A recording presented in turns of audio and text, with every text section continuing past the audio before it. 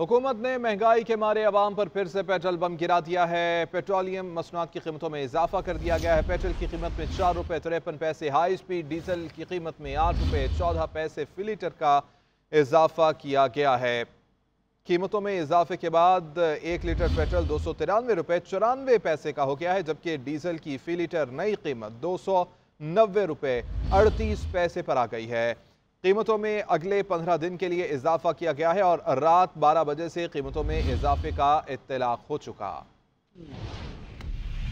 हुकूमत का एक माह में गरीब आवाम पर दूसरा वार। पेट्रोल और डीजल एक बार फिर महंगा कर दिया। ओगरा के नोटिफिकेशन के मुताबिक पेट्रोल की कीमत 4 रुपये 53 पैसे फी लीटर इजाफे के बाद 293 रुपये 94 पैसे फी लीटर हो गई। डीजल की कीमत में 8 रुपये 14 पैसे फी लीटर इजाफा किया गया। डीजल की नई कीमत 290 रुपये 38 पैसे फी लीटर मुकर्रर की गई है। मिट्टी के तेल की कीमत में 6 रुपये 69 पैसे फी लीटर इजाफा। नई कीमत 193 रुपये 8 पैसे फी लीटर हो गई। लाल डीजल ऑयल 6 रुपये 54 पैसे फी लीटर महंगा होकर 174 रुपये 34 पैसे फी लीटर हो गया। पेट्रोल और डीजल पर पेट्रोलियम लेवी 60 रुपए फी लीटर पर बरकरार है। अवाम ने हुकूमती फैसले को मुस्तरद कर दिया। कहते हैं पहले ही महंगाई की वजह से 2 वक्त की रोटी खाना मुश्किल हो चुकी है। पेट्रोल और डीजल की कीमतों में इजाफे से महंगाई का नया तूफान आएगा। गरीब जाए तो कहाँ जाए। हुकूमत को ये देंगे वो पेट्रोल कम करवाया, वो पेट्रोल बहुत महंगा कर दिया लोगों ने। गरीब आवाम कहाँ जाएगी। जो बंदा 300 रुपए का दूध लेके जा रहा है घर पे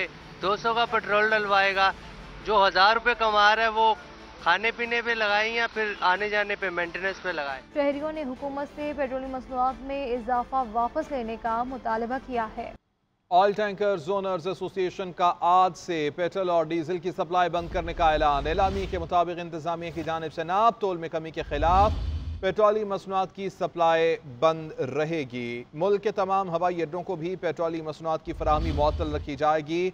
मीटराइज्ड सिस्टम के तहत भराई के मुतालबे को फौरी तौर पर पूरा किया जाए, ये मुतालबा है। मुतालबात की मंजूरी तक फराहमी को मुअत्तल रखा जाएगा।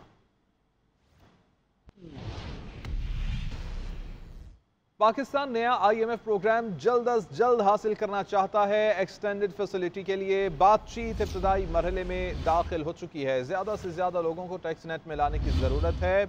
FBR और टैक्स कलेक्शन में ज़रूरी इस्लाहात की जा रही हैं। टैक्स टू GDP शरह 15% तक ले जाने की ज़रूरत है। पब्लिक प्राइवेट मनसूबों से इस्तेहकाम लाया जा सकता है।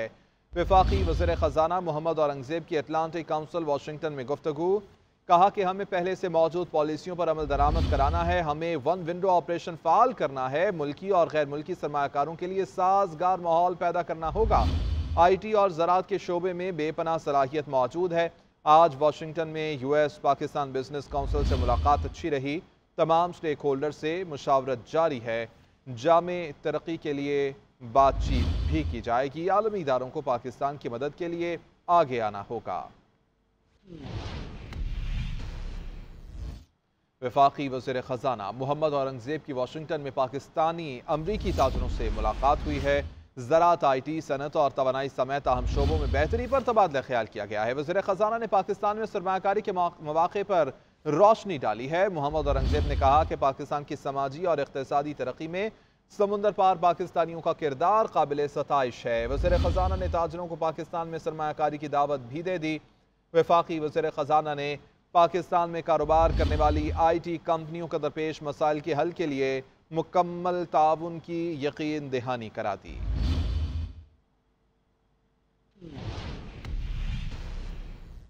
सऊदी अरब के वज़ीर ख़ारजा फैसल बिन फरहान की सरबराही में आला सतह का वफ़द इस्लामाबाद पहुँच गया है। वज़ीर ख़ारजा इसहाक़ डार ने नूर खान एयरबेस पर मुअज़्ज़ज़ मेहमानों का इस्तक़बाल किया।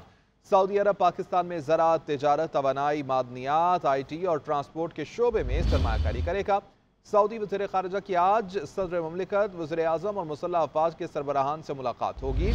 फैसल बिन फरहान इसहाक़ डार के साथ SIFC अपेक्स कमेटी के इजलास की मुश्तरका सदारत और प्रेस कॉन्फ्रेंस भी करेंगे।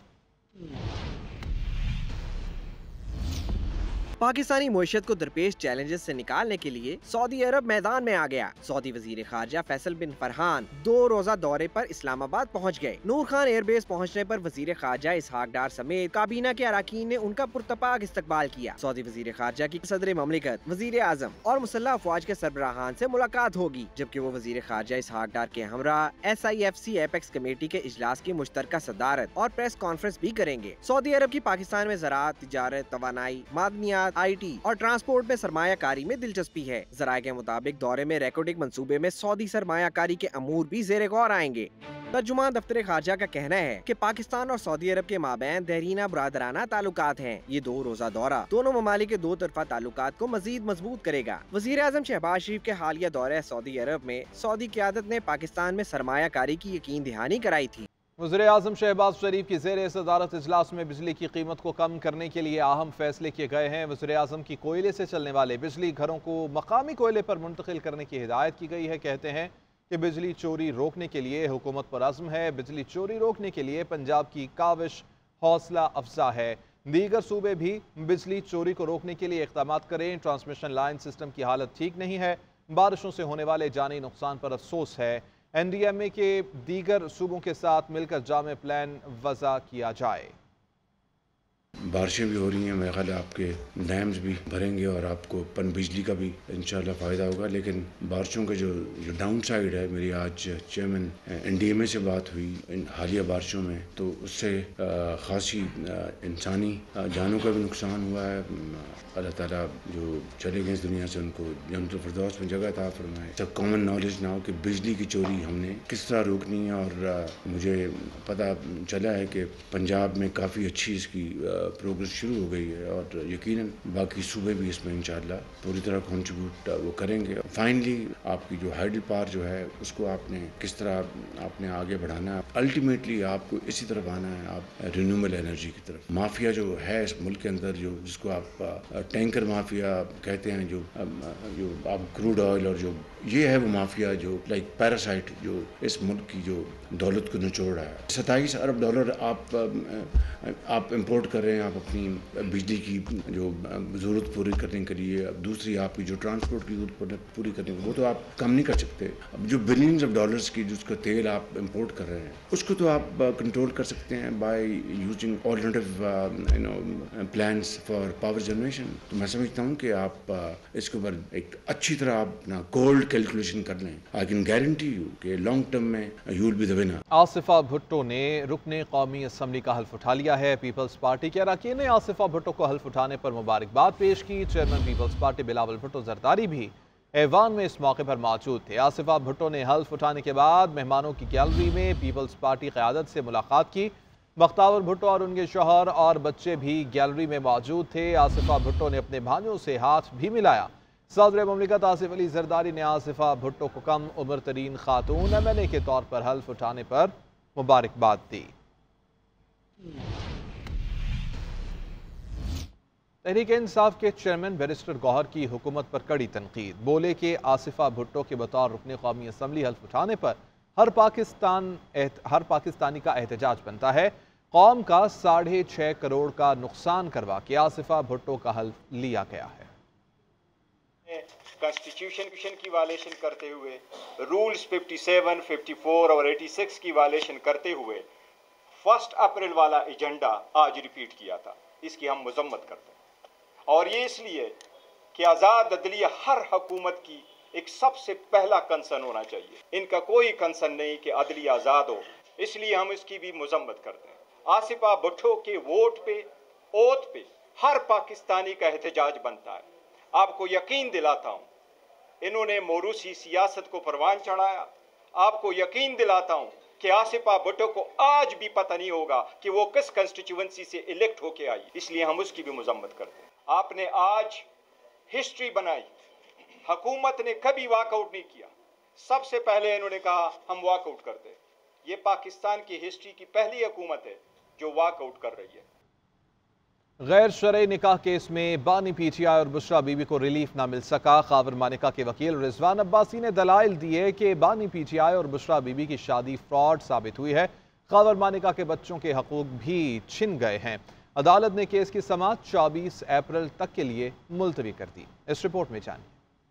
District and session court Islamabad में गैर शरई निकाह केस में सजा के खिलाफ बानी पीटीआई और बुशरा बीबी की अपीलें। सेशन जज शाहरुख अर्जमंद ने केस की समाअत की। खैबर मानिका के मुआविन वकील ने अदालत को बताया कि रिजवान अब्बासी सुप्रीम कोर्ट में मसरूफ हैं। पहले 11:30 और फिर 1 बजे पेश होने का वक्त मांगा गया, जिस पर सेशन जज शाहरुख अर्जमंद ने रिमार्क्स दिए कि मालूम है ना, अगर रिजवान अब्बासी पेश न हुए तो फैसला कर दूंगा। बादशाह वकील राजा रिजवान अब्बासी सेशन कोर्ट में पेश हो गए। दलाल दिए कि बानी पीटीआई बुशरा बीबी की शादी फ्रॉड थी, जो साबित भी हुई। खैबर मानिका को अदालत में रजू करने के हक से महरूम रखा गया। वकील रिजवान अब्बासी ने वक्त की कमी के बाद समाअत मुलतवी करने की सदा की और कमरा अदालत से बाहर चले गए, जिस पर सुलेमान अकरम राजा ने कहा कि रिजवान अब्बासी बगैर इजाजत अदालत से चले गए, इन पर तो तौहीन अदालत की कार्रवाई होनी चाहिए। मीडिया से गुफ्तगू में इनका कहना था कि जज साहब ने हमारी इल्तजा और एहतजाज के बावजूद 24 तारीख मुकर्रर की है। इल्तवा का मकसद वाज़ेह है, मामले को तूल दिया जाए। जब मुकदमे में जान न हो तो वकील ऐसा ही करते हैं। तो मुकदमे में जो कुछ है वो तो खुलकर सामने आ गया। अब उसके बाद फरार और ताखीर ही एक हरबा है जो इनके पास रह जाता है, लेकिन कितनी देर चलेगा ये। प्रोसिक्यूटर साहब ने पिछली तारीख पे ये कहा कि कोई मुकदमा नहीं बनता, कोई इख्तियार समाअत इस्लामाबाद में अदालत को हासिल नहीं था, और उसके बाद उनको अचानक ईद से एक दिन पहले छुट्टियों के दौरान तब्दील कर दिया गया और उनकी तकर्री कहीं और कर दी गई। तो ये तमाम वो जो रिवायात हैं, उनकी जो पामाली है, जब सरकार जो है इंसाफ के मुताबिक, कानून के मुताबिक मुकदमा ना चलाना चाहे बल्कि एक सियासी मकसद के तहत मुकदमा चलाना चाहे, तो ऐसा ही होता है। दौरान समाअत जज शाहरुख अर्जमन ने रिमार्क्स दिए कि छुट्टियों की वजह से बहुत से केसेस समाअत के लिए मुकर्रर हैं। सेशन अदालत के लिए आइंदा पूरा हफ्ता बहुत मसरूफ है। अदालत ने बानी पीटीआई और बुशरा बीबी की इद्दत में निकाह केस में सजा के खिलाफ अपीलों पर समाअत 24 अप्रैल तक मुलतवी कर दी। वज़ीर आला पंजाब मरियम नवाज शरीफ और कायद मोहम्मद नवाज शरीफ की ज़ेर सदारत मरी में खसूसी इजलास हुआ है। मरी के मसाइल, ज़रूरियात और डेवलपमेंट प्रोजेक्ट्स पर ब्रीफिंग दी गई है। मरी और दीगर सियाहती मकामात पर प्लास्टिक पर पाबंदी का हुक्म दिया गया है। मरी के लिए दरिया जहलम से पानी लाने के लिए वाटर सप्लाई स्कीम की असूली मंजूरी दी गई है।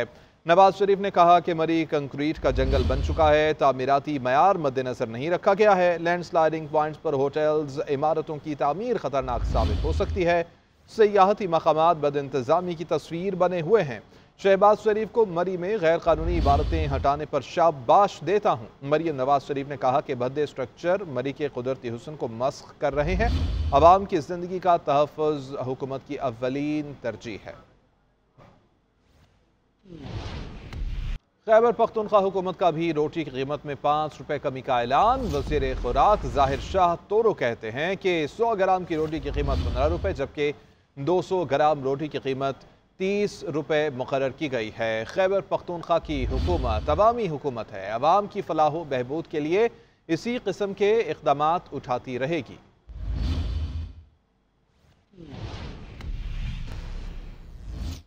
आगे बढ़ते हुए आपको बताएं कि कॉमेडी के बेताज बादशाह बरजस्ता जुमलों से चेहरों पर मुस्कुराहटें बिखेरने वाले बब्बू बराल को दुनिया से रुखसत हुए 13 बरस बीत गए हैं।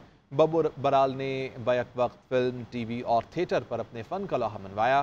3 अशरों तक शोबिज़ इंडस्ट्री पर राज करने वाले नामवर अदाकार ने भरपूर उरूज देखा। अनम जावेद लाहौर से रिपोर्ट करेंगे। बब्बू बराल ने स्टेज ड्रामा शर्तिया मिठे, टोपी ड्रामा और आशिक को गम न करो से अपनी मुनफरिद पहचान बनाई। उन्होंने कई फिल्मों में भी अदाकारी के जौहर दिखाए और अपनी सलाहियतों का लोहा मनवाया। साथ ही अदाकार कहते हैं कि बब्बू बराल का खला आज भी पुर ना हो सका। एक्शन रिएक्शन के बादशाह थे और फिर जुमला उनका जो था वो बहुत आला होता था।